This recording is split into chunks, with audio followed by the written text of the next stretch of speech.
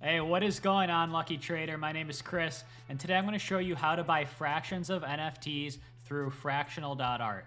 If you've ever wanted to own a portion of a Cryptopunk or a Bored Ape, well, fractional.art allows you to do that. And so today I'm going to give you a full tutorial of how you can actually go and buy fractions of a Cryptopunk or a Bored Ape or a Findenza or whatever NFT that you've always wanted to buy, but it's been maybe a little bit out of your budget, you know, a little bit too expensive. So keep on watching, because not only am I going to show you how to buy fractions of NFTs, but I'm going to show you how to sell fractions on fractional.art as well.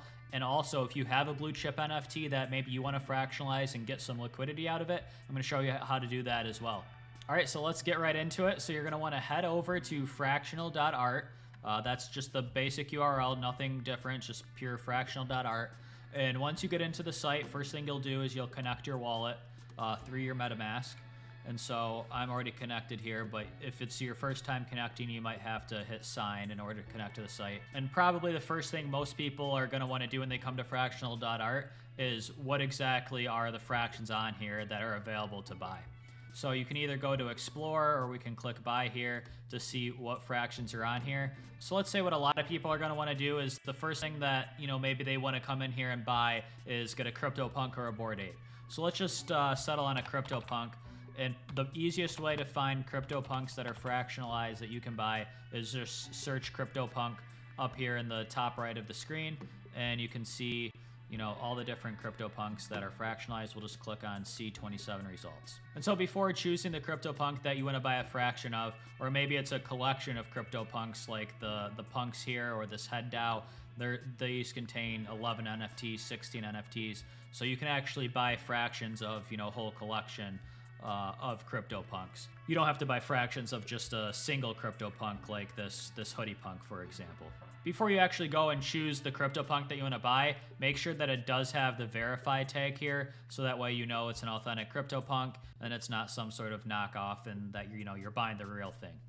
So what we're going to do is we're going to head into, let's buy this hoodie Cryptopunk from D's. And so I actually already own fractions of this, and that's kind of why I picked this one, so you can see what the interface will look like, not only before you go and buy one, but after you already have shares as well. So if you haven't bought any of this Cryptopunk yet, down here in your balance of what you're going to receive, it would just show 0 hoodies. So hoodie is what D's named the token when he decided to vault or fractionalize his hoodie Cryptopunk.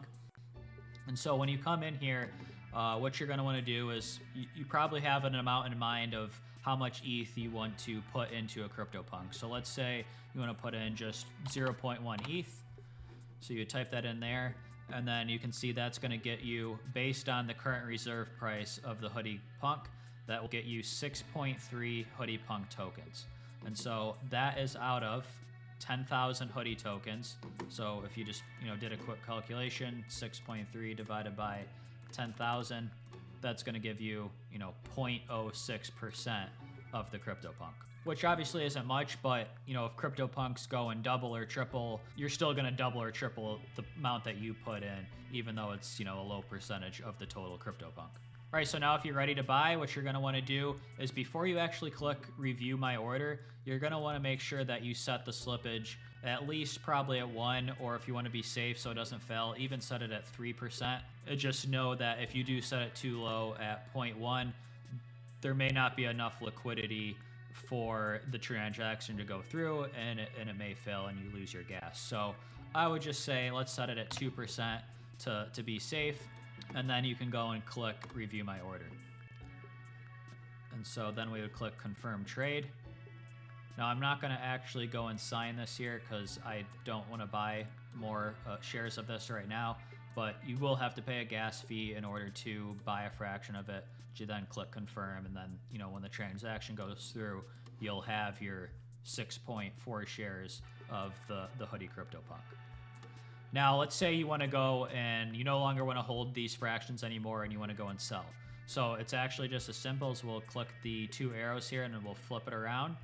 And since I already have 14 and a half shares of this hoodie punk, let's say I want to sell all of them, I'll just click the use max button here, and then I will get 0.22 Ethereum in return for selling the 14.48 hoodie tokens here. And again, I'll have to pay gas. I'll want to make sure to set my slippage tolerance, and we'll hit confirm trade. And I'll have to pay a gas fee again also as well in order to sell the hoodie tokens. But as you can see, it's a really easy to use interface. It's easy to buy and sell fractions. Just the number one thing you want to make sure that you do is set your slippage tolerance. Make sure it's not too low at 0.1%, because you don't want to go on, have the transaction fail and you lose gas. All right, so now let's go and talk about how do we know exactly how much this Cryptopunk is worth and how much it would sell for at any given time. So how fractional works is basically anybody who owns shares of this Cryptopunk or of any fractionalized NFT, everybody's got their voting rights to set what they want the reserve price to be for that NFT. So with the hoodie punk here, we've got 10,000 tokens.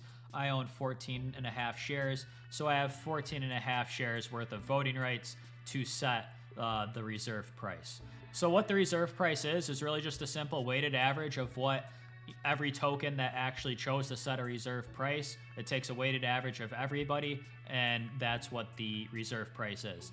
And then in order to sell it, somebody has to come in and make a bid that's equal to the reserve price or above that, and then that initiates an auction, and whoever's the winner of that auction then will be able to buy the Cryptopunk, and then everybody will get their percent shares worth of ETH from that sale. So with this hoodie punk here, if it were to sell at the current reserve price, we would receive 0.22 Ethereum from that sale if it were to have gone through and the transaction was made. So now I'm going to show you how to actually update the reserve price. So what you're going to do is you're going to click the three dots here, and you're going to click update reserve price.